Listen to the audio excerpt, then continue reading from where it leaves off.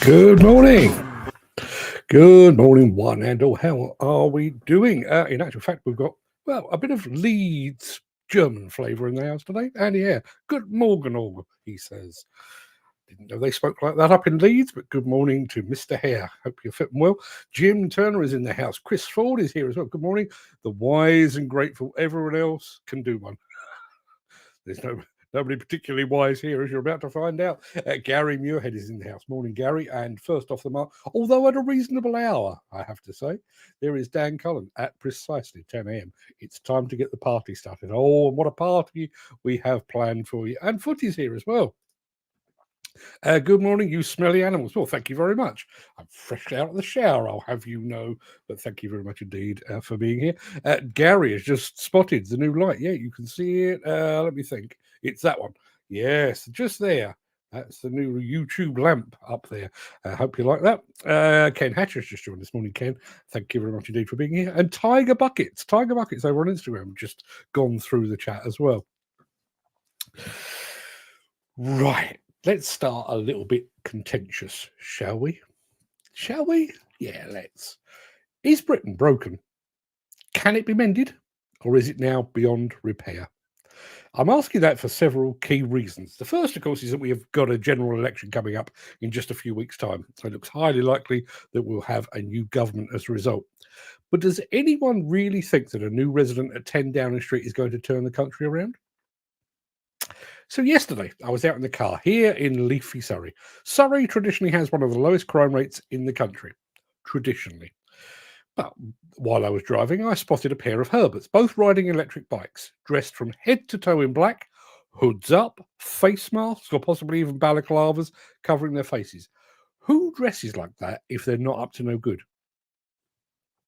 Every day, my social media feed is filled with people walking into shops here in London, around the country, basically walk into shops, they help themselves and just walk out past the shop security and past startled onlookers. I personally know someone that was a victim of a machete attack. Even the most petty dispute between teenagers seems to result in some poor bugger getting stabbed. Our health service is crumbling and our public services are on their knees. Oh, and here's a new one. I've been driving for about 40 years now. In my previous job, I could literally rack up tens of thousands of miles each, well, thousands of miles each week, but tens of thousands of miles per year, traveling the length and breadth of the country. In all that time, I think I've been caught speeding twice. I've now been caught 3 times in 3 months. I haven't bought a Ferrari, haven't suddenly developed a lead foot. This is a money-making scam, pure and simple. And to make matters worse, many of the roads where I live now have reduced their speed limit to 20 miles an hour. Welsh style. So we now travel at roughly the same speed as our forebears did on horseback. Only we now do so on poorly maintained roads that are full of potholes.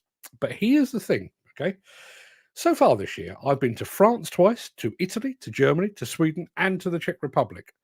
On none, and I do admit, I was looking out for this, honestly, on none of those trips did I encounter roadworks. On the occasions that I used public transport, it worked well and it was cheap.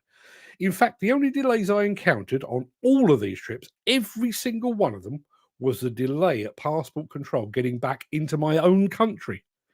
Now, my passport has a chip in it, so it should just be able to get scanned and on my way. No.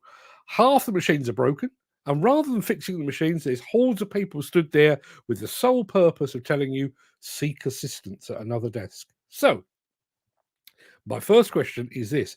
Is Britain broken? Is it beyond repair? And if so, does anyone actually care anymore? And just one final point. Although we do have an election coming up, I don't actually think that all of this is necessarily political. I know we have laws against mugging, shoplifting, knife crime, and rightly so. But when did we all just decide that the rules just don't matter anymore? Why and how have we become such a lawless nation? And while we're about it, I have another question. On the face of it, the question is completely unrelated, but it is indicative of broken Britain. Okay, bear with me. Here we go. So that's the news from Construction Inquirer just this morning. The Health and Safety Executive, as you can see, successfully prosecuted a major piling contractor after a worker was killed when a piling rig toppled over and crushed him. That incident took place at the beginning of 2021, which for starters means it's taken 3.5 years to come to court. Now, to my mind, that's already far too long. But I have to ask, how does the HSE actually prioritise these things? There was a double fatality at Redcar on a demolition project almost 5 years ago, be 5 years in September. That has yet to be resolved. 4 workers were killed at Didcot A power station in 2016, more than 8 years ago. That too remains unresolved. Is the HSE just picking names out of a hat? Are they prosecuting only the low-hanging fruit? Love to get your take on all of this. Now, I'm going to go over to the chat. Let's have a look. There's Gary Muirhead loving the new light. Ken Hatter is suffering with hay fever.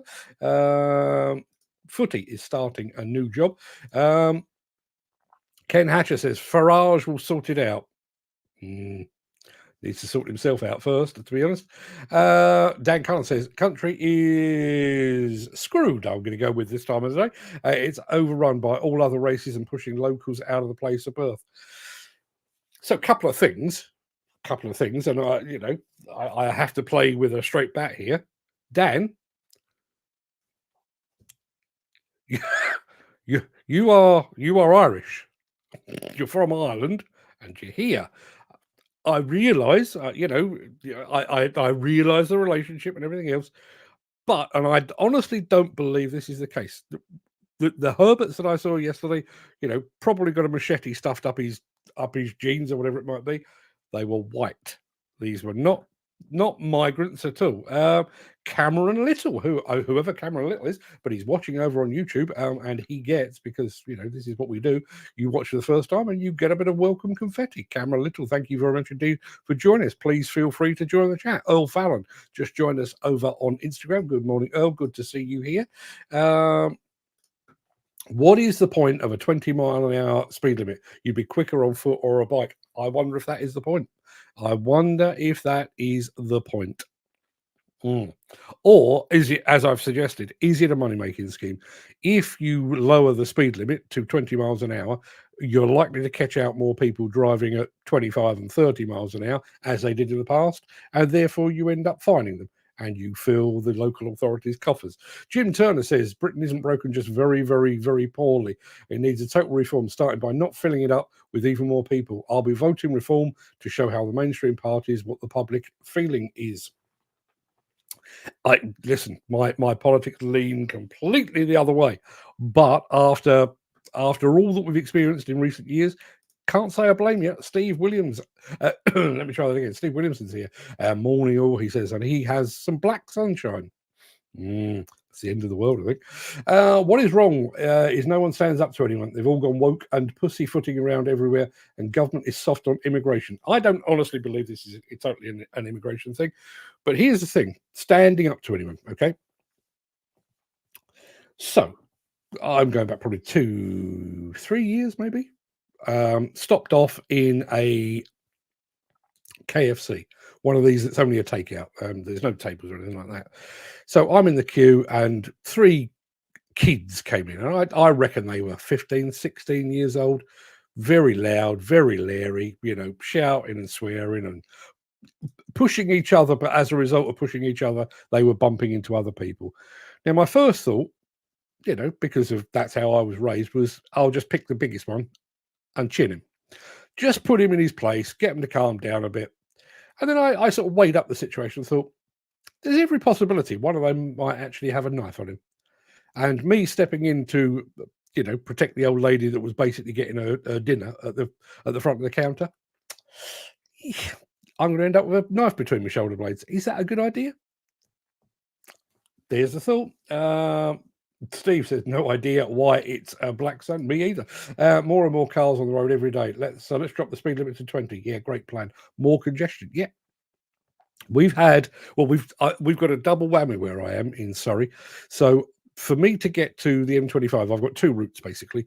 The easiest one to get to traditionally has been go to Tolworth. You don't need to worry about that. But then join the A3. Because that junction is so busy, they've put in place, they've been widening the road there for the best part of a year. Been chaos for a year. They've now opened the road, which is now wider, but because it's now wider, rather than having the option of going straight ahead or left, you've now got more options. As a result, nobody knows where they're going. As a result, it's actually slower now that they've opened the widened road than it was before. And then I think this weekend we've actually got more works. If I go the other way, I end up going to the M25 at Ripley, and they've got more road works going on up there. So yeah, 20 miles an hour, is that really the way forward? Footy says, is that down there you've got in London causing all your problems with traffic calming and cameras going up everywhere, and politicians, they're always as bad as each other. They couldn't organise a piss up in a brothel. It does feel like that. But here's an argument that I have a lot. Okay, we have in the demolition and construction industry, we obviously have the health and safety executive. I already referred to them today, and we rely upon them to police our industry to make sure nobody's being put in harm's way. And I realise that they are, but that's basically their primary purpose. As a mature industry, should we need that?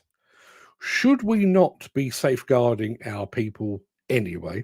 And then when you widen that out, if you replace the HSE with the British government or the police force or whatever it might be, yes, would I like to see more bobbies on the beat? Of course I would. Not just because it's a throwback to days gone by, but also I think that would be a good deterrent. It would make older people feel a little less vulnerable and so on down the line. But should that actually be the reason that we abide by the rules, or is it not better to just abide by the rules in the first place? I mean, I've managed to do 59 years now without stabbing anyone. Sure, the temptation's been there a lot, particularly recently, but I've not done it. I've not robbed a bank. I've not committed murder. I've not done any of those things because I know the difference between wrong and right. Right and wrong, fairly simple. This is how broken it is. How did a man everyone detested win mayor election? It's all a bloody fix. I think he won this time purely because everybody has basically lost faith in the Tory party entirely. I think that's the absolute truth of it. Gary says, has the ULEZ been extended to your area yet? It's about...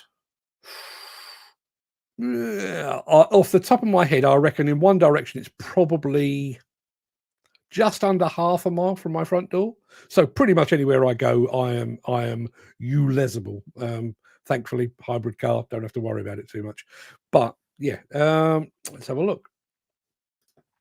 Would a cyclist get points speeding? No. And again, there's another thing. So where I live, it's quite rural. We've got Epsom Downs and the Banstead Downs, and it's all very countrified and pleasant and very Miss Marples around here. Sunday morning, lots and lots of cyclists out. And the rules dictate that if you're on a bicycle, you ride one abreast. You ride close to the curb, you ride one abreast. You go out on a Sunday morning here, 4, 5, 6 abreast, all chatting away, holding up the traffic. Who stops them? Who pulls them over and says, enough, you lycra clad twats, move over, let some cars through? Nobody does that. Bin the police and get the cartel to run the country. Would soon be get the country back on track. What's happening now isn't working. Yeah, and bearing in mind, do we actually need government to the extent that we've got it? Government seems to rule everything these days. Is there not bits that you think? I mean, let's go back to the health and safety executive, right? So the health, I realise the health and safety executive has an overarching remit that covers industry as a whole. So it covers farming and mining and quarrying, factories and everything else. Would we not be better off if the demolition industry set the rules and the agenda for the demolition industry? Because if in the event of an accident, who would understand that better? The health and safety executive or some actual demolition people? My money is on the demolition people. Would that not be a better idea? So rather than having this glut of prosecutions waiting that are basically a log jam in the system, demolition takes care of demolition, construction takes care of construction, quarrying takes care of quarrying, and so on. Would that not be a way forward? Footy says they're bringing a new law out for cyclists. If they get done for dangerous driving, they can be put in jail with a big fine now. Is that right? Some of these e-scooters can do more than 20 miles an hour now. So here's the thing. And I promise I will start the show in just a moment. Here's the thing, e-scooters. Where I live, I've got a co-op about 4 minutes walk away from me, and I've got a Sainsbury's. They call it Sainsbury's Local or something like that. But about 2 miles away, I've got a larger Sainsbury's that obviously stocks a whole lot more stuff. In absolute truth, I am an ideal candidate for an e-scooter or an e-bike. You know, for the ability to pop up to the big Sainsbury's that we've got here, or the big Asda that we've got a little bit further away, without using any diesel or petrol or anything like that. It's local. It's a local journey. I could do it very, very sustainably. Would I want to do that? For a start, I'd be nervous on the roads on being unprotected like that. But also, those vehicles, particularly the bikes and the scooters, have basically been hijacked. I'm sure you've seen the TV coverage recently, where they actually traced from the air a couple of guys in London nicked a mobile phone off of somebody and went off, and the police chased them and actually caught them. But those vehicles have basically become the vehicle of choice for the criminal classes. How did that happen? Explain this, says Steve Williamson. Why do cyclists go through red lights? They moan about how we need to give them space and all that shit, but they can't even obey the laws like cars. Get to hell, he says, or words to that effect. Yeah, it's very true. It is very true. I'm sure this is, despite the lawlessness that I've been talking about, I'm sure this is still frowned upon. Just run them over, problem solved. I'm not encouraging anyone to do that. One rule for some, another rule for others. Unless you're a cyclist, then rules don't apply. Think about that as well. Think about the number of people for whom rules don't apply. Think back to the height of COVID with Boris Johnson and his fellow partygoers. We're all staying at home, basically passing food parcels through the windows of our vulnerable parents and grandparents while they're having a knees up at 10 Downing Street. But so often, I mean, even on LinkedIn, now LinkedIn is supposed to be a business platform, but I reckon on a pretty much consistent basis, not quite daily, but almost, there's what they refer to now as a supermarket sweep, where 1, 2, 3 people just walk into their local supermarket, generally head for the booze counter, fill a trolley and walk out, and nobody bats an eyelid. I mean, I've literally seen the security guards stepping aside and letting them go. And I understand why. If you're a security guard in your local Tesco's, you're not being paid enough to stand in the way of a potentially machete-wielding criminal. So what is the point? What are we going to do about that? Jim Turner says it's the consequences that stop people offending. So times all the sentences by 5. No time off for good behaviour, just time added on for bad behaviour. Life to mean life. Yes, the prisons would be full for the next 20 years, but then it would tail off as people just wouldn't bother offending. Yeah, and I'll add to that. I will add to that. If you are stopped and you are found to be carrying a knife or a machete or something like that, don't even bother with a court case, because there is no excuse for that. There is no explanation that says, yes, I'm carrying a machete because in Islington, where I live, we have jungles that I have to hack my way. That's bollocks. That's not a real thing. If you're carrying a knife or a machete, bang them up. Simple as. Two kids, youngest charged for murder. Kids don't care anymore. They know they get a slap on the wrist. No parents can't slap your kids to teach them manners. I wonder if that's what it all comes back to. Yeah, I mean that was a constant threat. It wasn't a threat that came to fruition too often, but there was always the threat that my dad would step in and then all hell would break loose. So yes, Mick Dalton on the other hand says, God help us if the demolition industry became the arbiter of all things health and safety for their sector. There was a time, and I'm going back probably 10, 12 years, where there was talk about the demolition industry earning what the health and safety executive said at the time was earned autonomy. In other words, if you behave yourself sufficiently well, you kill as few people as possible, you maim as few people as possible, we as the health and safety executive may take a step back and allow you to police yourself. Needless to say, it never happened because we carried on killing people. Dan says, Steve, same, and e-scooters are as bad.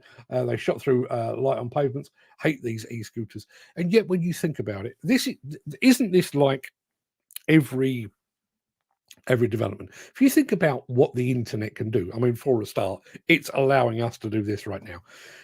The internet is good for all manner of things, not least this show, but all manner of things. It's put the sum of human knowledge at your fingertips.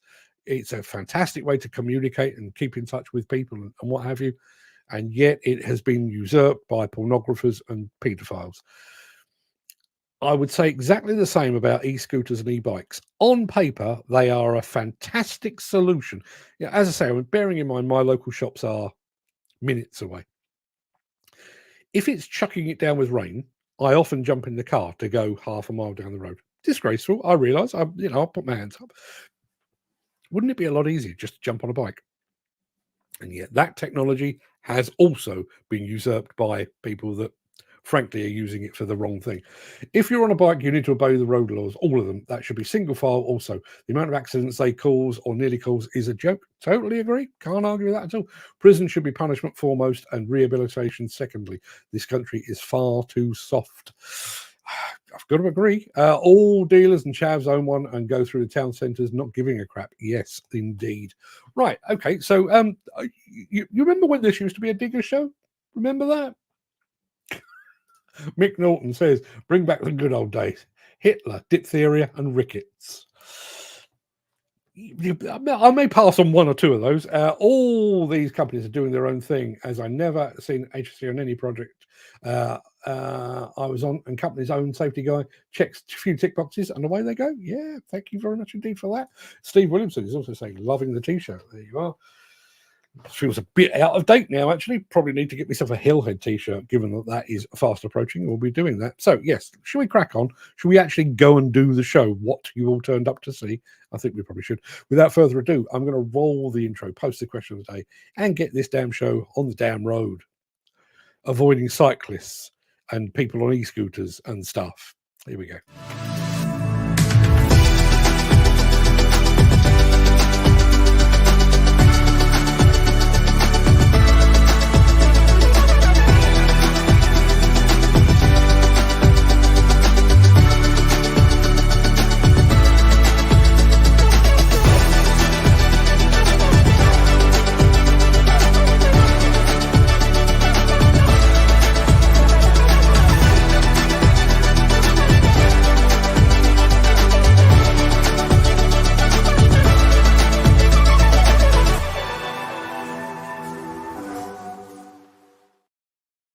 Ken Hatcher with quite possibly the best quote that we're likely to see this week.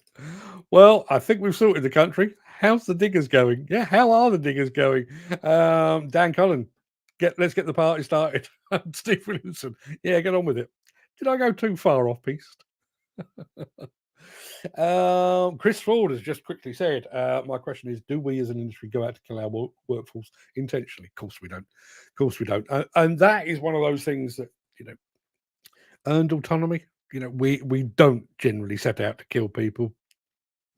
So I'm going to do this one very quickly because I'm going to get on with the show in a sec. If we really want to sort out crime in this country, we have ID cards. Everybody's DNA will be on record. Anyone with a criminal conviction would have their passport cancelled for a number of years, and in some cases permanently, so they couldn't leave the country. I am voting for the Jim Turner party come July. I'll come back to the question of the day, but it is Tuesday, the 11th of June, believe it or not. Welcome to the Breakfast Show. I am your host, Mark Anthony, the Walrus of Demolition. In today's show, we are Miami bound for some awesome demolition. We're staying in the US with an asphalt company that has staked its reputation on John Deere equipment, and we're going to be looking at how machine control actually works. Plus, Hammerglass is tough enough for Hillhead 2024.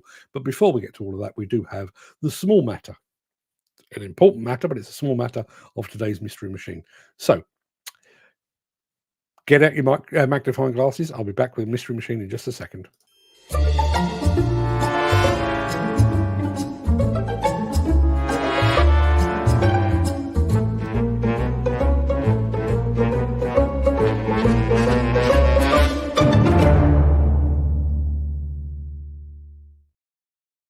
has just said a thing. Let's have a look at Dan Cullen. We've been going on for so long, 26 minutes. He's actually going back to work. My apologies, Dan. Maybe I need to turn these things around, do the stuff at the other end. Jim Turner is maintaining the tradition of having a stab at the Mystery Machine before I've even shown it. And unfortunately, he's wrong.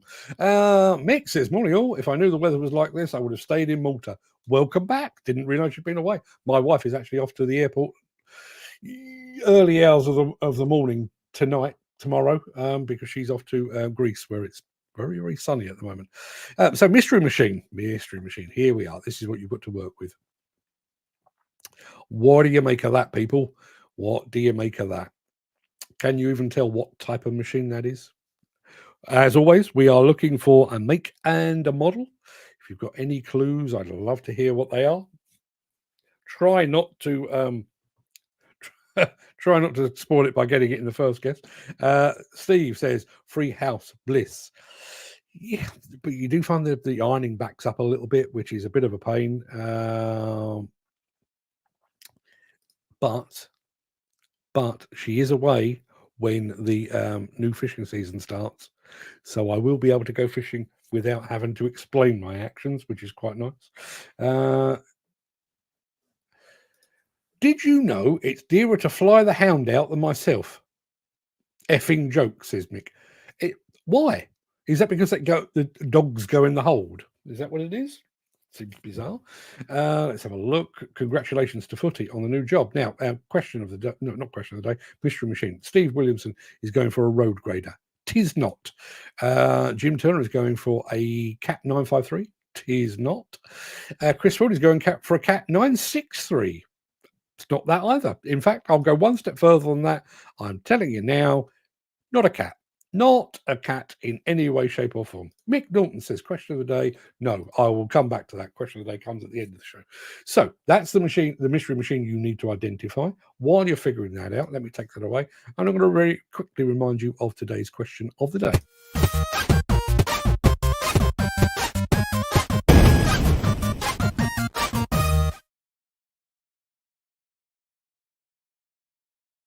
Yep, our question of the day today comes once again from that bottomless pit of curiosity, Mr. Gary Muirhead. And his question is this: what is the biggest mistake you've ever made? The show is not long enough for me to list all of them, so I'm going to go for one.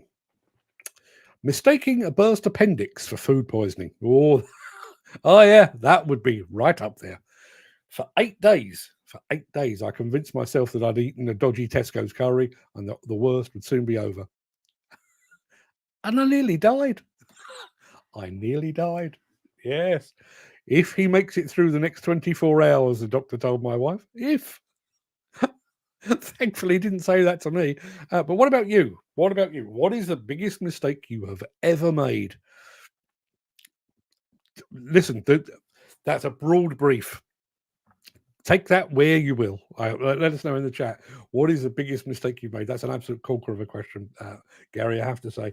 Dan Cullen is going for our mystery machine, and he reckons it could be a WA470 from the mighty Komatsu. It's not. Tell you what, let me show you a bit more. There you are. Don't know if that helps at all. Doesn't feel like it probably will, but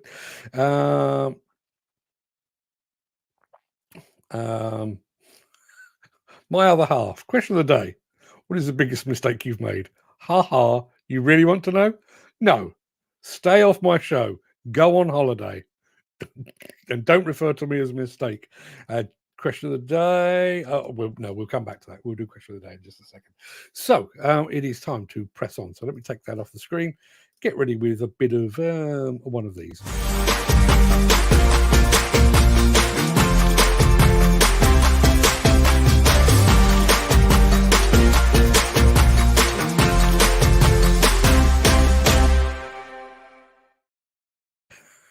Some very, very good answers.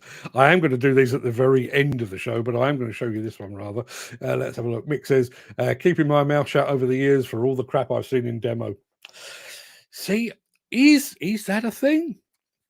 Given the fact that we started the show with, the lawless nature of the UK, have we all just been too polite and too quiet? Have we kept ourselves to ourselves for far too long? Should we have a revolution? If so, who's going to lead it? Not me, I'm busy. Now, going back to our mystery machine very quickly. That's what we've got to work with. Jim Turner reckons it could be a Hammerglass track shovel. It is not. Dan Cullen reckons it could be a JCB 435S. It's not one of those either. Let me show you a smidge more. Oh, yes, you can now tell there's a bucket at one end. Well, whoop-de-doo. Doesn't that tell you everything you need to know? Probably not. Right. Who fancies a quick trip to Miami? Yeah, good, because that's where we're headed.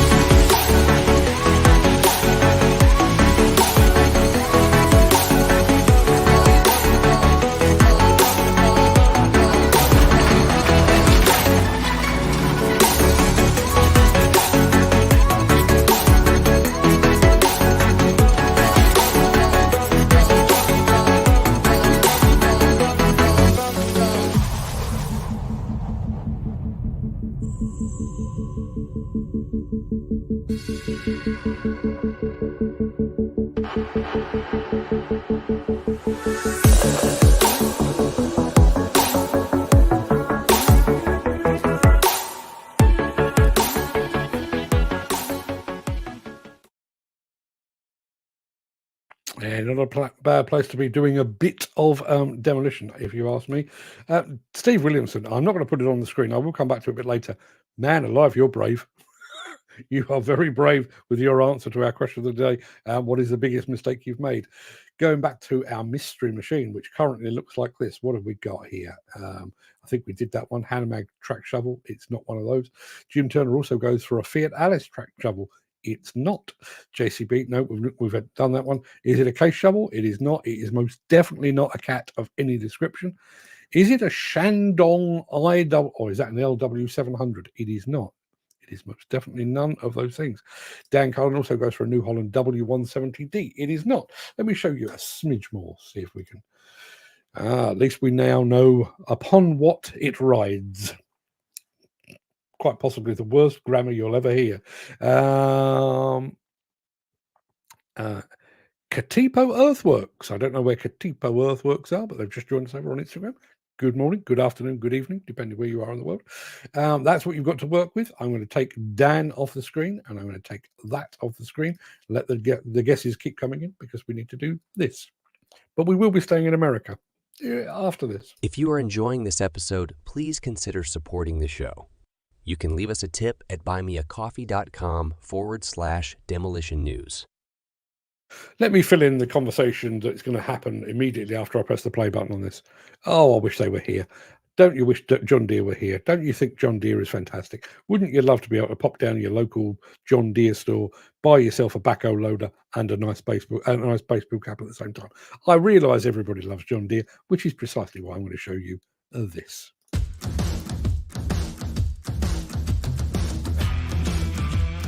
Our mission at Gallagher Asphalt is moving families forward.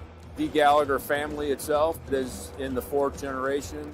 95 years we celebrated this year, so getting close to a century of being in the business. It's the Gallagher family, it's our employees, and it's the motoring public that we help by building the infrastructure of the country. Gallagher has a group of dedicated fourth generation that wants to be in this business, and so that to me speaks volumes of business and the culture that we have. It's great to be a part of. It does come with a lot of pride of you work for something different than this is just a job. You know the legacy, what my grandfather and great-grandfather put in. We want to grow this thing. We want to be better than we've ever been. So out here at the Port Authority today, we're using our Workin W220 FI milling machine.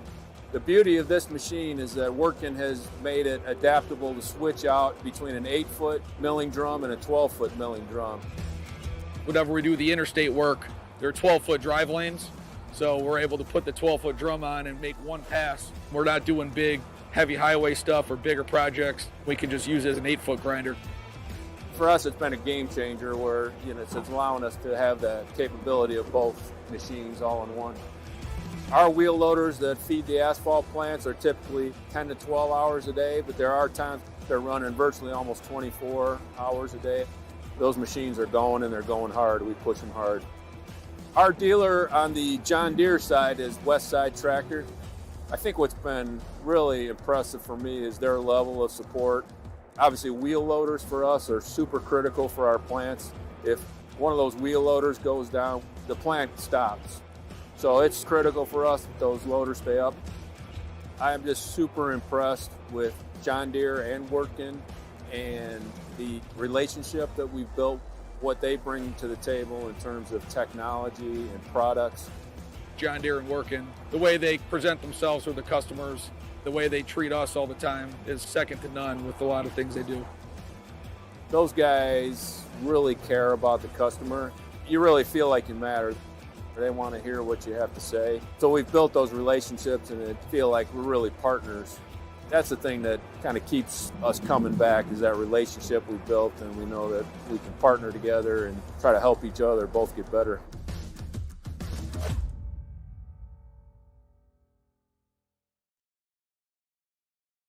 I'm going to come back to Steve Williamson in just a second, but Mick says, any interesting news happened while I've been away for a few days, apart from a quote from a past president, CEO at the NFTC on Have I Got News for You? Completely unaware of that. I haven't watched Have I Got News for You in years, basically since Angus Deaton was fired. What did he say? Was it worthwhile? Were they taking the mick? Love to hear from you. Steve Williamson says, I love how Americans have the flags up on site, proud of their country. Don't get that here. Does that go back to the point that we were making at the very top of the show about, partly the lack of pride in the country, but also, have you noticed how the Union Jack has been basically hijacked? Now, I actually own, let me think, I used to own a pair of trousers that were Stars and Stripes. I just liked them. I own a hat that is Stars and Stripes. I own a tie that is Stars and Stripes. Not that I'm American in any way, but if I were to do any of those things, if I wore a Union Jack hat or a pair of Union Jack shorts or a Union Jack t-shirt, is that going to be greeted with, look how patriotic that weird bloke is with his Union Jack t-shirt?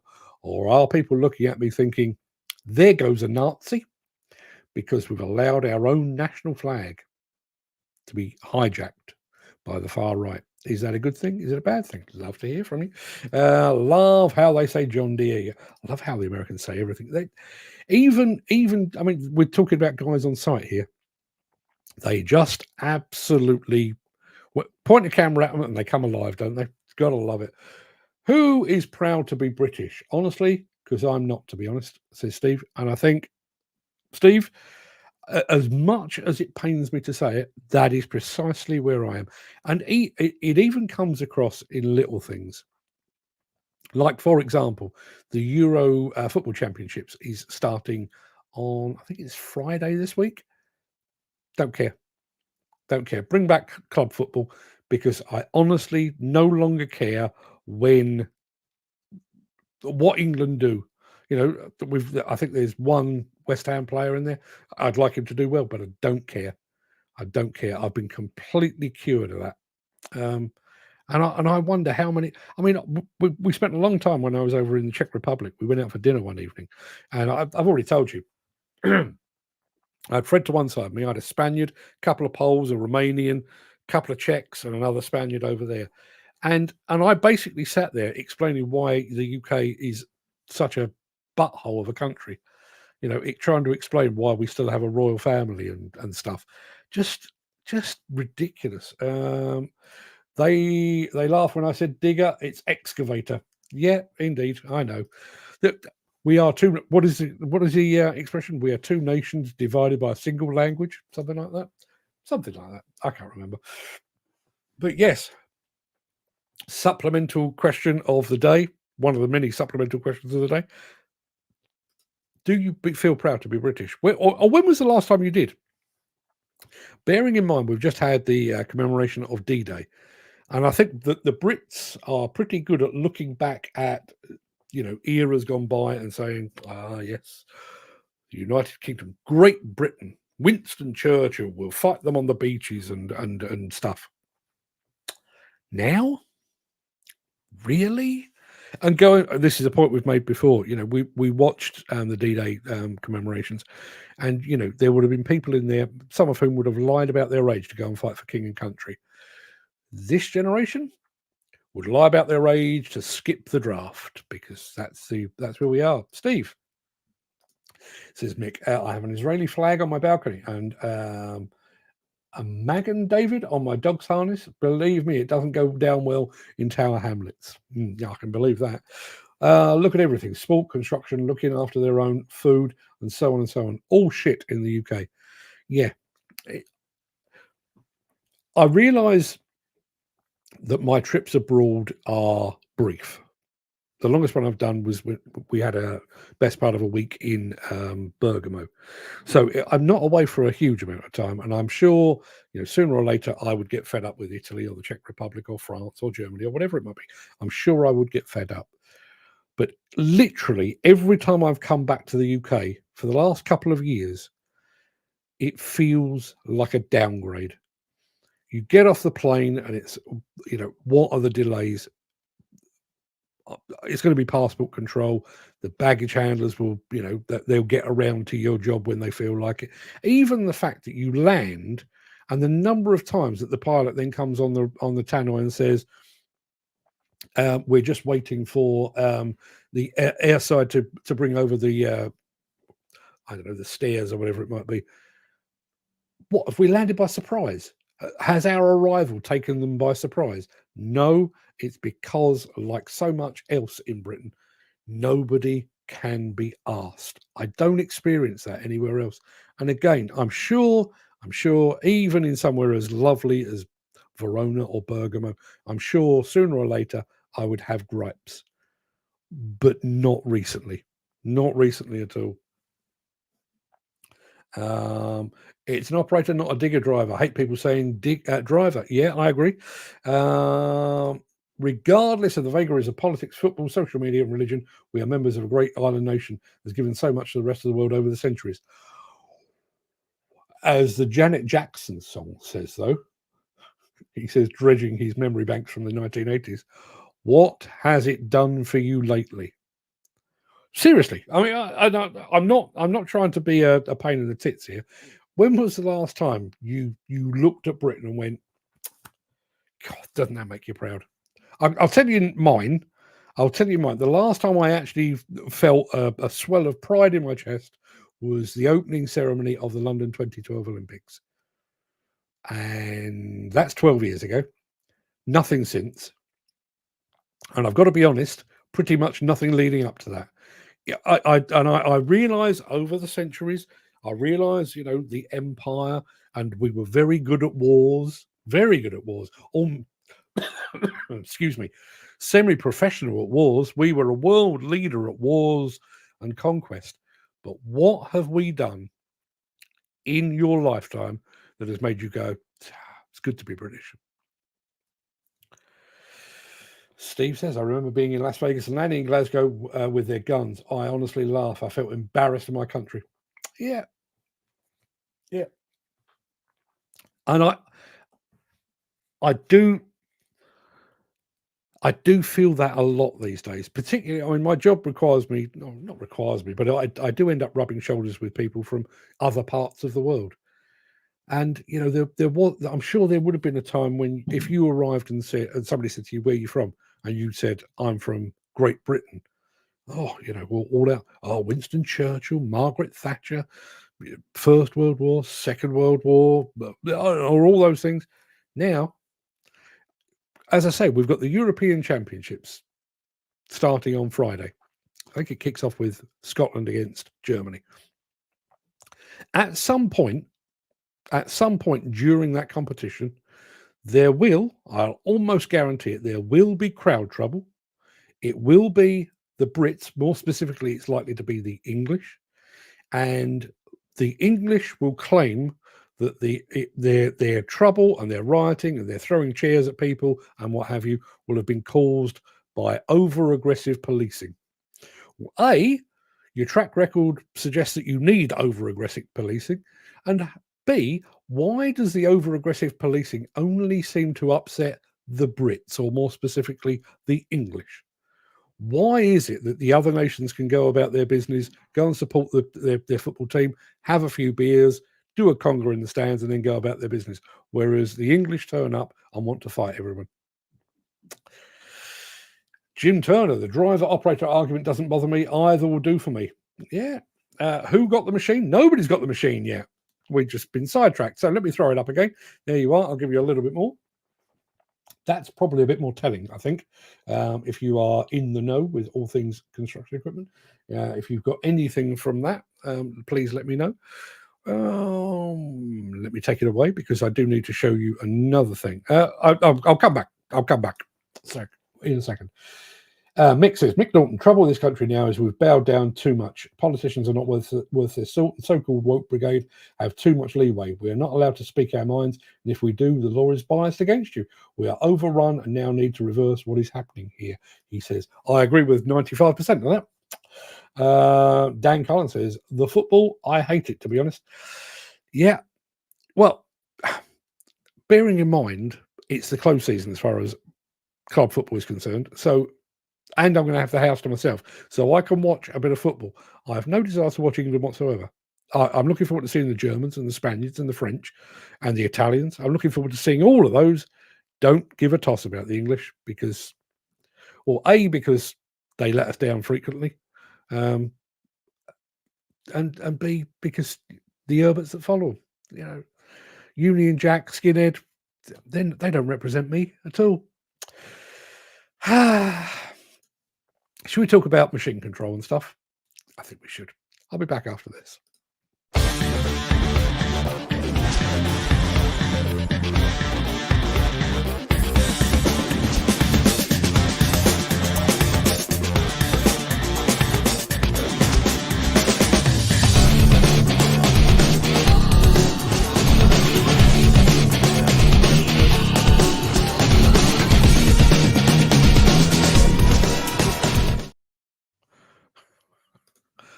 Are we not proud of Sir Tim Berners-Lee, who invented the World Wide Web in 1989? Yeah. It's not much, though. It's really not much, is it? In the nicest possible way, it's not much. And yes, he invented it, but where it is today, with all of the good that it can do, very little of that was down to him. Lots of other people picked it up and ran with it. So yeah, and again, 1989.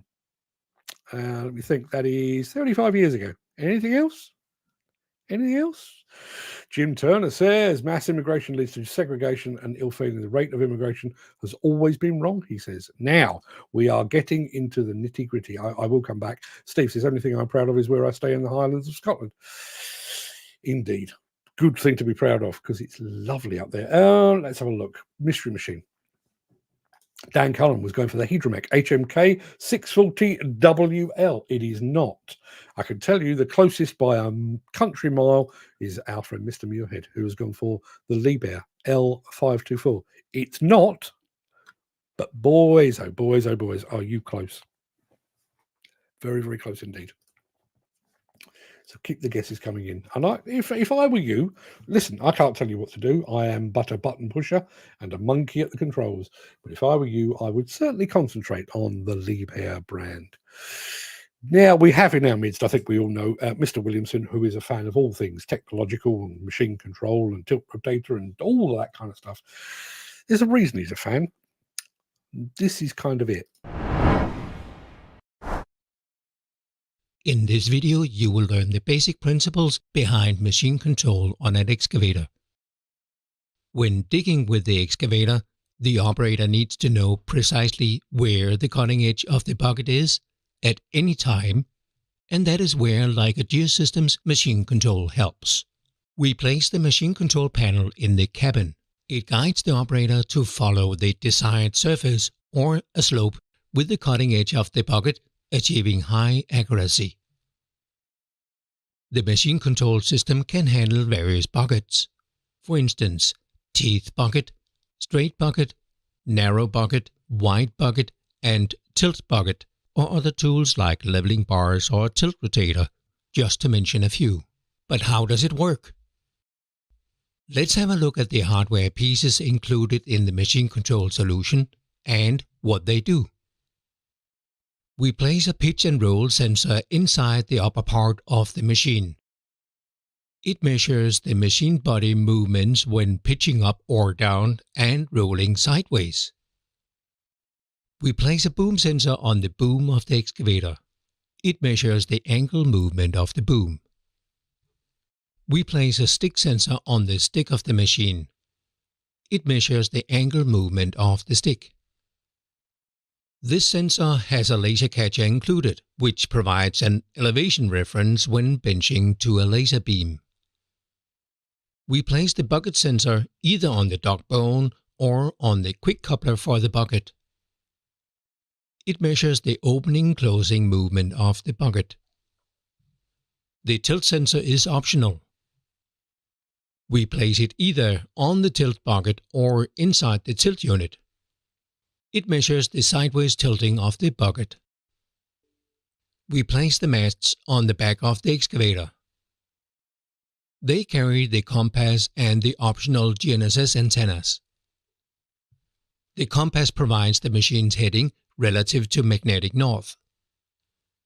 When operating an excavator with a 2D machine control solution, the compass enables the operator to work in any direction and still have complete control of a sloping surface. If this is a 3D machine control solution, we mount a GNSS receiver and antennas. We place the antennas on top of the masts and the GNSS receiver in a protected place inside the machine. Now the machine control solution can use GNSS satellites to position the machine. With these hardware components installed and fully calibrated, the system can calculate the exact position of the cutting edge because it fully understands the kinematics of these moving parts. And this was the basics of how machine control works on an excavator and the hardware pieces that makes this possible. Thanks for watching.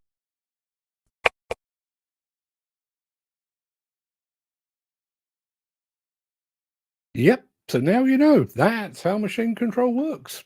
I think you probably knew that already. Going to go back to all things related to our mystery machine, which currently looks like this.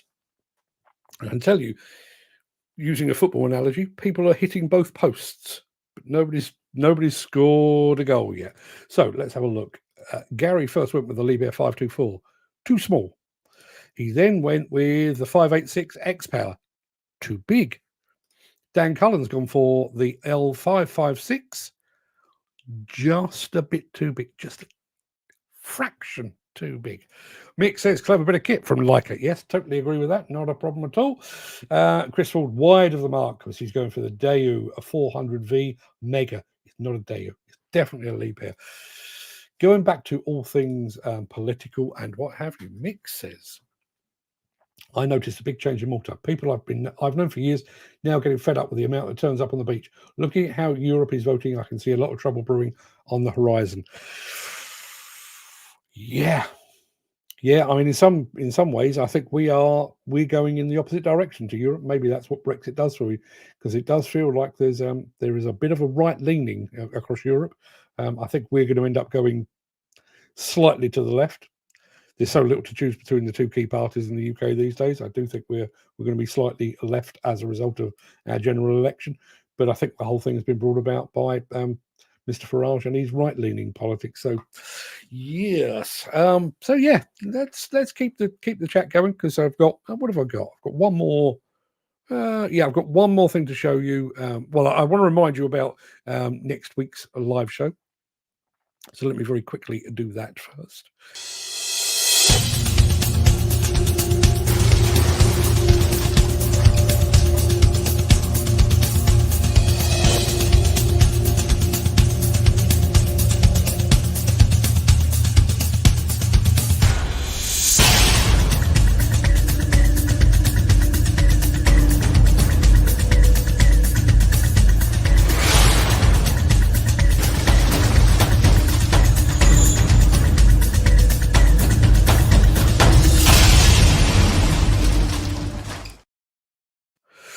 Yes, that is not tomorrow. That is next week. Next Wednesday. Mick says, if Starmer gets in, I'm effing off out of this country. Yeah, best pack your bags then, my friend, because I think he's gonna. Yeah, where will we going? Yeah, I do need another. And I want to show you another thing, which is going to be up immediately after this.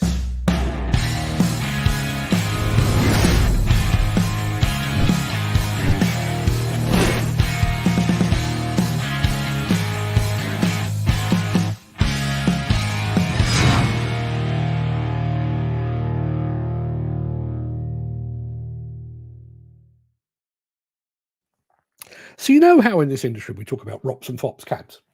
ROPS and FOPS. It's all about rollover protection and falling object protection. It's one of those things that we drop into conversation. And I personally, I don't think it's a thing we give a great deal of consideration to. I'm about to show you something that will make you reconsider that. I'm about to show you a video from the fine folks at Hammerglass, who are going to be at Hillhead in a couple of weeks' time. Yeah, a couple of weeks' time. And well, all I can say is, if something's going to fall on my head, I'd quite like for Hammerglass to be between me and that falling object. Take a look at this.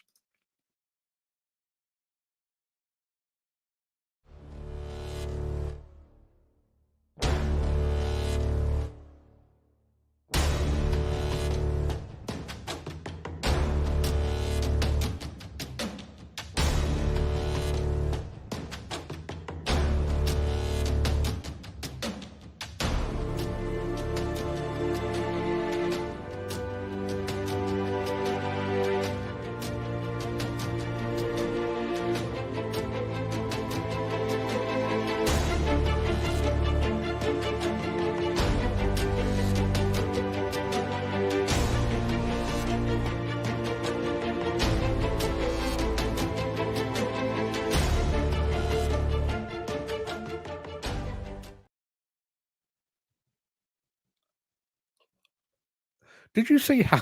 Did you see how much that deflected? Fred played that for me last night, and blown away. Even more so watching it now. Even more so, if you know, to the point where other manufacturers, OEMs that are making equipment, Hammerglass, all the time, everywhere. Surely that'd be a good idea. I mean, just. Wow. Let's have a look. I thought we had a comment coming. Oh, that was weird. We had a comment and then it went away again. I don't know who deleted that, but yeah. What do you make of that with the Hammerglass? While you're doing that, I can tell you, you're all out of time. Mick Norton says the British standard for FOPS compliance is fierce. I'm sure it is. I'm glad it is. If you are sat in a metal box and the only thing standing between you and a bit of falling rubble is that FOPS cap, I'd love to hear. I'd love to think that it was up to the job. Would love to know how that is fitted on the sides. That deflection was unreal. Yeah. I mean, I've one of the most popular videos we've ever had on one of our YouTube channels was an old Komatsu test where they actually pushed an excavator down a hill to test the ROPS functionality. And this thing sort of rolled and rolled and rolled and rolled, came up, and the cab had gone from there to there. you'd have been properly shaken up, but you'd have been fine. Callum McIntosh is back. Morning, all catching a few mins of the live show for a change. It's good to have you back, Callum. It's not been quite the same without you. We've been in the doldrums without that bit of additional Scottish je ne sais quoi. Scottish je ne sais quoi. That's mixing your metaphors and no mistake. Who was the asphalt firm in the US that was featured? Yes, I'd need to check. Gallagher's, I think it was. I thought it was Gallagher's. Thought he died. Who died? I don't know who died. I can tell you that I've won today's mystery machine because you didn't get it, people. Here's the final one. Dan Cullen has gone for the L550 X Power. It is not. I can show you precisely what it is. It is. Let me take Dan away so you can actually see it. It is, in fact, the Liebherr L566 X Power wheel loader. See, I come to these shows sometimes with an old machine and think there's no way they're getting that, and somebody spots it within 30 seconds. And I come to something completely, current and everything else. Nobody gets it. I win. I think I won on Friday. I think I've won again today. I'm on a roll. Watch that come to a shuddering halt. Right, people, that will do us for today, I think. I'll take that away. I am going to roll the outro in just a second. Leap Gazelle, like all that usual stuff that I do. But I do want to get on to the question of the day because I do think it's a good one. And we've had some very good answers to it. So if you can't stick around, please stay safe. Look after yourself, your family, your friends, and your colleagues. Hope to see you again very soon. But if you do have the time and the inclination, I will be back with the Craic and more on the question of the day and more basically putting the UK out of its misery immediately after this final word from our key show sponsor.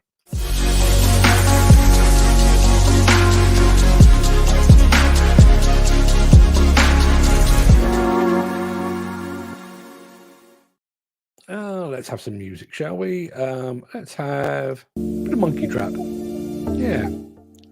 Can't get enough Monkey Trap in your life. So I'm going to go back to the very beginning of the comments. I'm going to rattle through some of them, but as soon as we get to the question of the day, I'll slow things down. Just going to rattle through all of these. Who else have we got? Jim Turner, Andy Hare, Chris Ford, Footy Williams, Graham, Gary Muirhead, loving the new light. Yep, that hand. You see that? I wish I could claim responsibility for it, but that was sent to Fred as a gift because he's very good on YouTube. I'm almost at 110,000 subscribers on my channel now. Not that it counts for anything because, I've been demonetized. And yeah, we're at 109,978. If you know 22 people that aren't currently following us over on YouTube, please have a quiet word with them today because I'd love to see the 110,000 come up. What else have we got here? Hay fever's bad. Yeah, I must admit, I didn't see it coming, but I did find myself sniffing and sneezing a fair bit yesterday. Dan says, we're a bit later in the show, I'm going to tell you exactly what he says. Country is fucked. It's overrun by all other races pushing locals out of their place of birth. Again, and I will admit I am a left-leaning liberal type of guy. I'm still not entirely convinced that this is a migration, immigration, racial thing. I just think we've allowed. I realise he's blotted his copybook more recently with his his support of Donald Trump. But do you remember prior to? Well, as a result of 9/11, the former mayor of New York, Rudy Giuliani, had made a name for himself in New York. And part of his ethos was he had this campaign, which I think he called Broken Windows. And his take on the urban blight that had taken place in New York was the city had basically allowed,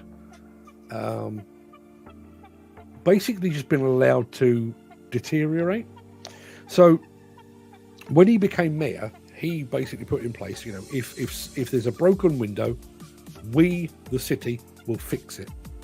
And it gets to the point where, the vandals and that kind of thing, stop trying to break the windows because it'll be replaced the following day.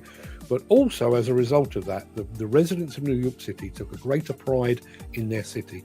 And as a result, they saw more gentrification, less crime.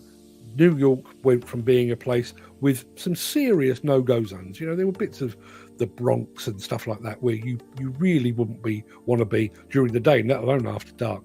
Whereas now, I wouldn't say it's crime-free, far from it, but it's a much better place as a result. That was Rudy Giuliani's take. It was this broken windows thing. I think we are overdue one of those. I think we've let standards slide. I think we've just accepted our fate and just allowed all that was good about this country to go. Ask anywhere in the world, ask a foreign person, when they think about the UK.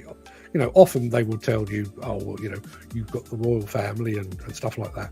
But sooner or later, somebody will mention either the army or the police force, both of whom were respected around the world.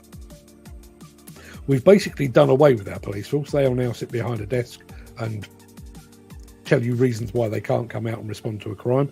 And the army has had the rug pulled out from under them financially.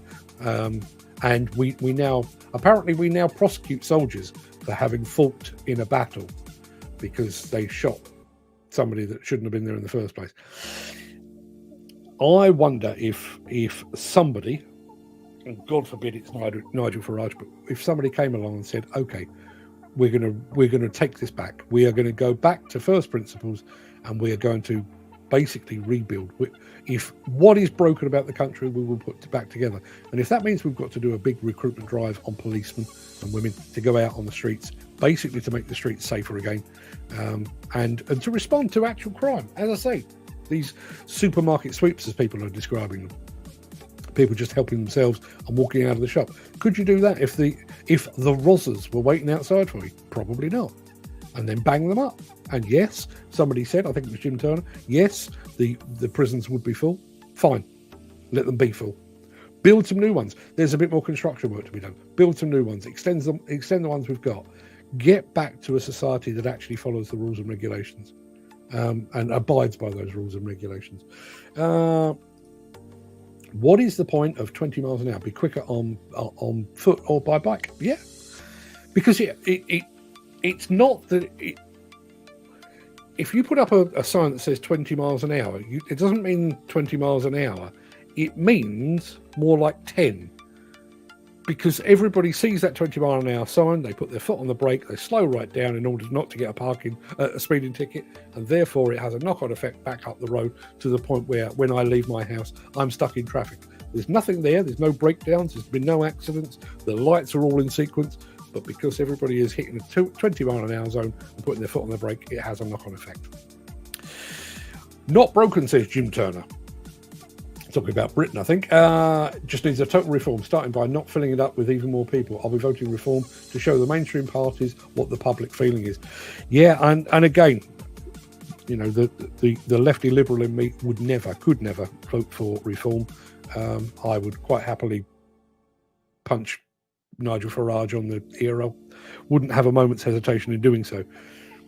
But I can see an awful lot of people doing precisely that, not in as much as they're really expecting the Reform Party to actually run the country at some point, but as a protest.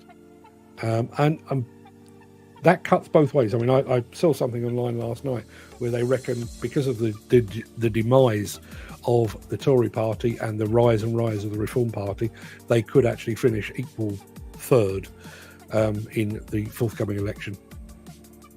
Good day for the Reform Party, terrible day for the Conservative Party, and so on down the line. But there is a knock-on effect to that. The reason that we ended up with Brexit, I swear blind, I can't prove it, but this is my belief. The reason we ended up with Brexit was because David Cameron was shit scared that Nigel Farage was basically running the nation's agenda. He was talking about migration and illegal migration and the need to stop the boats and all that kind of thing. So what does David Cameron knee-jerk reaction says, okay, we'll have a referendum on whether we should remain part of the EU. What happens? we end up with Brexit and we're worse off as a result. And then to cap it all, through successive Tory governments, but most specifically with Rishi Sunak, he has basically based his entire manifesto, his entire future on stopping the boats. Never mind the fact that our health service is on its knees, never mind the knife crime, never mind the supermarket sweeps, never mind the fact that most people are struggling to pay their bills. No, he is determined to stop the boats, taking their eye off the ball. And maybe a mass vote for reform is what the nation needs, just to wake up the political leaders that we've sadly inherited. What is wrong? No one stands up to anyone. They've all gone woke and pussyfooting around everywhere. Government is soft on immigration. I think government is soft on pretty much everything. It's pretty much soft on everything. And I think that's one of the issues. Again, I grew up, I was taught, sometimes physically, the difference between right and wrong. And it's a lesson that's lived with me ever since. I follow the letter of the law. I don't go around stabbing people and stuff. But we've got to the point now where, if you've got somebody, you catch somebody with a machete up their sleeve, that they're not doing that for the good of their health or the good of anybody else's health. They're doing so for a nefarious reason. But rather than just saying, okay, well, throw the book at them, no, slap on the wrist, yeah, don't do it again. Well, what happens next? Not only are they carrying a machete, but now it's got blood on it. Who's to blame for that? Let's have a look. I want to get to the question of the day, which is here somewhere. Question of the day, which, as I say, came from Mr. Gary Muirhead, is that what is or what was your biggest mistake? Love to get to those. What have we got? Ken Hatcher says, not investing in gold 30 years ago. Yeah, hindsight is a marvellous thing, isn't it? It really is.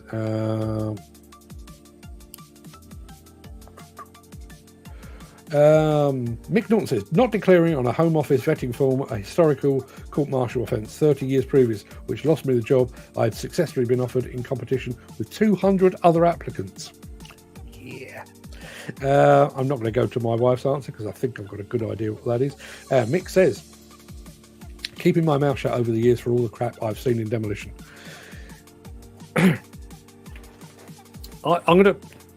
I've mentioned this before, and I have. Maybe I'm just very naive, but I've mentioned this before. I have a very simplistic ideal on politics, and it is as simple as this. And it relates basically to migration. If a lady knocked on my door right now, I wouldn't hear her because I've got in-ear monitors on. If a lady knocked on my door right now and said that her husband had just punched her, I'd invite her in, make her a cup of tea, sit her on the sofa, and call the police. I'd take care of that person. And that is how I view migration, on a very simplistic scale. If I would do that as a private individual, why are we not doing that as a nation? If there's a country, Syria or whatever it might be, where people are being persecuted and killed, if they go to the trouble of making it all the way to the UK, surely our job is to put our arm around them. And I realise my views don't necessarily marry with yours, but that's my own personal take. My own personal take is exactly that with this that Mick has just said. We've kept our mouth shut in demolition and construction for far too long. There have been so many cases, and this used to be like a regular thing. I think they've given up now, but I used to receive phone calls, text messages, emails from people out on site who had spotted something wrong on their site and wanted me,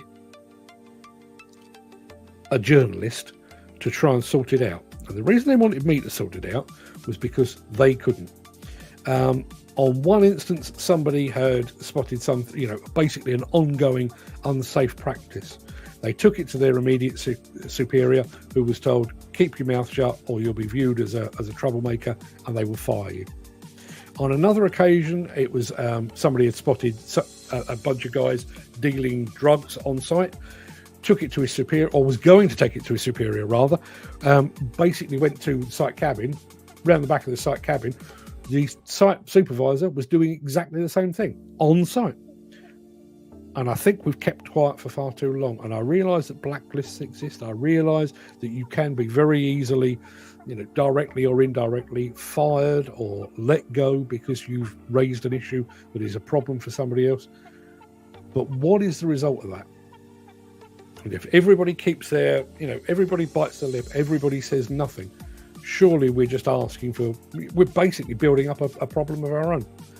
So I take your point there, Mick. Question of the day. Chris Ford says, not having the right Euro Millions numbers. I'm sure it's only a matter of time. Only a matter of time. Steve Williamson. There are brave people and there are stupid people in the world. Not sure which of these Steve is. Bearing in mind, and I'm doing this off the top of my head, I'm fairly sure he's been married for less than a year. Question of the day. Biggest mistake, getting married. Ball and chain starting to hurt now. You deserve everything you have coming to you, Steve. That's all I can say. It's a good point. It's a good point. Who is proud to be British? I'm almost, as I say, I do get to spend a lot of time with people from other countries one way and another. I'm almost apologetic for our country now. For so many things, and not because of our imperialist past. I don't go around apologising. Do we do rob them of their country? I don't do that. But things like football hooligans, our least decent export, I do find myself apologising for that. Let's have a look. Have we got any more questions of the day answers? Sure there was more. Gary says, not buying my own digger and doing what this is for myself. Yeah, again, hindsight 2020, isn't it? Or always 2020. I think we're right at the end. Let's have a look. Chris Ford says, well, we've got two sides of the same argument here. The UK can't be too bad as half the world wants to live here. I always remember the saying, be careful what you wish for. Fair comment. Mick says, Mark, you come from basically the same manner as me. You cannot say immigration is not the main reason. The East End is overrun by Asians. It was never the cleanest place, but it's a shithole now. The streets are filthy with the filth. They cannot be bothered to put in bins. Even in my block, it's left on the balconies because they are too effing lazy to put it in the bin rooms. The north is full of groomers to young girls, and by who? Bloody Asians. Fuck them, deport them, sod human rights. Where? And that's where it ends. I grew up in Battersea in London, in the south, and by the time I left, I reckon half, possibly even slightly more than that, half of my classmates were of foreign origin. No problem at all. You can only speak as you find, and I don't live in London any longer. I'm near enough, but I'm not that close. I don't get to experience any of the things that Mick has described there, and maybe he has a point. But just going to the filth and stuff. When I bought we bought a house off plan. So it was a while before the road was adopted, and we had no refuse collection. I reckon 99% of the people that lived there in the first year or two were white, and they were messy as well. To the point where at one point we actually organised like a community campaign to go and tidy the place up. And these were brand new houses, and they weren't cheap either. I take your point, and I do wonder. I've often wondered this. There is a chicken and egg thing here. What comes first, the people or the filth? Now, bearing in mind, I mean, Mick actually makes the point there that the East End was never the cleanest place. No, it wasn't. Now, to give you an example, I mean, you all know I'm a fan of West Ham. Sorry, Mick, but I am. And I spent years going to their old ground in Upton Park, the bowling ground at Upton Park, and it was always, I mean, going back to when I was 5, 6, 7 years old, it was a horrible place. It was a smelly, dirty, run-down, clearly poverty-stricken part of London. It was horrible. The only thing that's different about it today is that it's still horrible, but it has shops selling saris. That's my take on it. And I'm looking at one tiny little place in one tiny little part of London, but to my mind, Upton Park, or that part of the East End of London, was a crap hole with white people. It's now got a lot of brown people, and it's a crap hole. Personally, I'm not seeing a bundle of difference. Again, bearing in mind, we're all entitled to our opinions, and I that's why I'm more than happy to display those that don't necessarily concur with mine. But going back to the Rudy Giuliani story, would we not be better off if, rather than leaving it to the people to take care of rubbish, we went back to the old way of doing things, where the local council did it? Go along and fix it, and the next time you have to fix it, there'll be a bit less to fix, and then the time after that, there'll be a bit less to fix, and sooner or later, maybe, just maybe, you will start to engender a degree of pride in, a single block, a single community, a single town, a single city. You adopt that. As I say, it's been proven. You look at the American experience, and this goes back to the 70s, 80s. The American experience, particularly around New York, broken windows, fix the broken windows, give people a sense of pride back, and sooner or later that will start to have an effect. It will start to have a knock-on effect. Could we not trial that? We've tried everything else. Always nervous of comments that start with "these people," but I'm going to go with it anyway. Dan Cullen says these people don't respect our country. Yeah, if we went to their country, we'd be jailed for doing what they're doing. They should not be wearing face covers. I'll say again, the two Herberts I saw yesterday on their e-scooters or their e-bikes, dressed head to toe in black, hoods up, balaclavas on, both white. That's not, they were wearing face covers. That wasn't down to them being brown, black. They were white.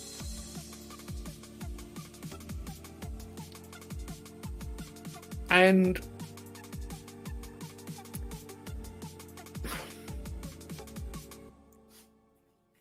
trying to think of a sensible way to put this. There's a road near me. I say near me, it's about 1.5 miles, maybe 2 miles away. And every Christmas, round about end of November time, it's often featured on the local news here. Because for literally decades and decades, I mean, I remember taking my children down this road when they were young, and they're all in their, well, all but one are in their 30s now. So for at least the last 30 years, but probably a long time before that, there's a road down towards Malden at the end of the Northern Line. And come November, the whole road is lit up with,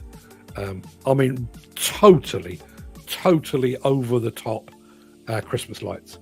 They've got Santa Claus, inflatable Santa Claus on the roof. There's a snowman 15 foot tall in the front garden. And the entire road is lit up like Blackpool illuminations. And there are no blanks. It's not a case of, there's 3 houses, then a gap, then another 3. The entire road follows suit. Everybody gets in on the act, and they all take part. That has become a tradition in that road, for decades. If the tradition in a road, in a tower block, in a a town or whatever, if that tradition is we will treat it like shit, we'll just throw our rubbish where we like, then that will be the tradition. But if you change that tradition, if you started to give back people a bit of pride in their community, their local area, would we not see people joining in? Now, over the course of, as I say, I'm aware of it for 30 years, that road must have seen hundreds of families come and go. Some of them will probably not even be of the religion that celebrates Christmas. You know, you'd have to think, you know, it's on the outskirts of London, you would have to think there'll be Jewish families there, there'll be Muslim families there that don't celebrate Christmas, but they too have bought into this local community thing. Would we not see the same if we applied the same rules elsewhere? Mick says, sorry, Mick, don't agree. I'm not a racist. I'm just sick and tired of how this country has gone to the dogs, and immigration is the main cause in my eyes. Listen,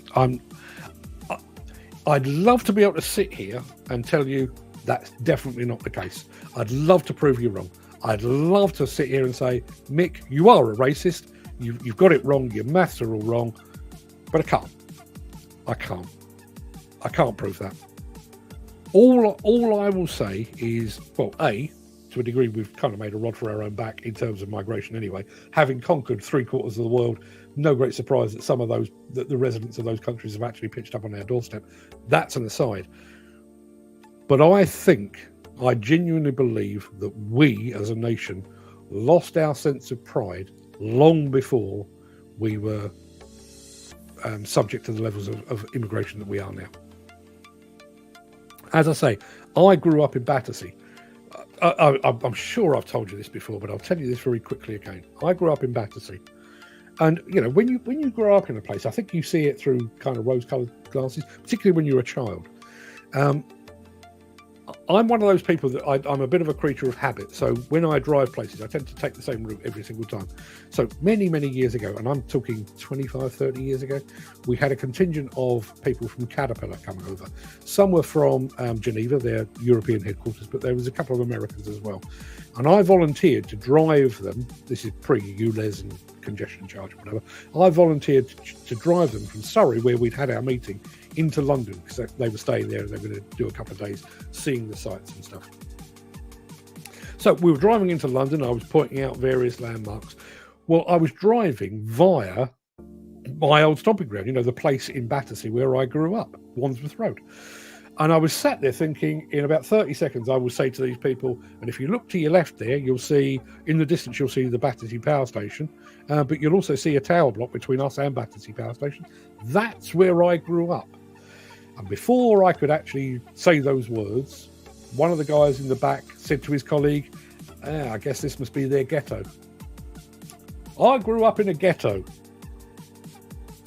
It was a ghetto 40 years ago. If anything, I mean, it's way more diverse now. Yes, there are a lot of immigrants living in Battersea, but the houses are better, the restaurants are better. You know, how can I be a racist? I'm a Jew, albeit an English one. Does that offer you immunity? Isn't that? I take your point. I'm certainly not accusing anybody of being a racist, but is that not like saying I can't be a racist because I've got a black friend? Is that not the same set of rules? Dan Cullen says there was a woman jailed for fraudulent welfare scams and they removed her face cover. This is how she got away with it for years. Bought her own house. She was only here 2 years. Is she the only person that's ever committed a fraud on the government? Bet she's not. I lost all respect for the country when I visited Norway when I worked offshore. Big in oil, and their profits go back to the country. By God, the country has run great. Seeing it in Norway compared to the UK has more oil. Has more oil is the day I thought, what the hell? With all this oil, but it all goes to the wrong people. If anybody is looking for advice on how to run a country, just go and spend a couple of days in Norway. Norway, for markedly different reasons. Norway and Japan are living in the future. They are living in the utopian future. Norway, very expensive, but they've got that figured out. They just do things better. And when I say do things better, they do everything better. Everything. I had to go up to... I went to see a drilling rig working in... if you look at a map, Norway is made up of hundreds and hundreds of islands. And I went to see a drilling rig that was working in a quarry on one of these many islands. So I was told, get to here and then get on the ferry at the port and the ferry will take you. So I've turned up in the morning, got my camera, got my bag, got my tripod and everything else. Got on the ferry, told the guy where I wanted to go, and he said, that's €2. I thought, well, that seems cheap for being on a boat. And there was me and probably 40 other people on the boat, I suppose. The journey took about an hour. Took longer to do that journey than it takes to go to France. Mainly because it stops at all these various places. On the way off, I said, yeah, €2. He said, yeah, €2. So obviously this is fresh in my mind. I've got to the site, we've done the photographs, we're all sat around having a cup of coffee. I said, I've just taken this journey. I don't know how many miles it was, but it took an hour and it cost me just €2. And one of the Norwegian guys said, but we work here. Why should our government charge us lots of money to go to work? Now think about that in comparison to our train fares, to our congestion charges. We are crucified in this country, crucified financially. You want to go to work anywhere that isn't within walking distance, you are crucified. You pay over the odds for fuel, you pay over the odds for road tax, you pay over the odds for train travel. For any kind of travel, you are crucified as a working person. And yet Norway, they make it as cheap as possible to go to work, because ultimately you'll be contributing to the national coffers in terms of the tax that you pay. Who's got it wrong? I'll tell you, it's us. It's us. Did we make the world a better place in the last hour and 33 minutes? I don't think we did. Been a good chat, though. Thank you very much indeed for taking part. Do appreciate it. Going to be back tomorrow. Where are we? Yeah, 2 shows tomorrow. I'm saying 2 shows.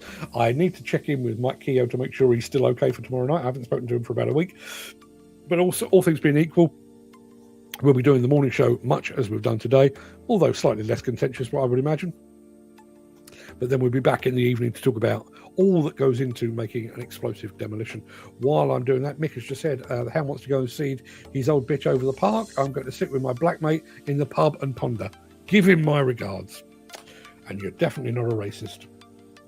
You've got 2 ticks in your box that clearly mark you as non-racist.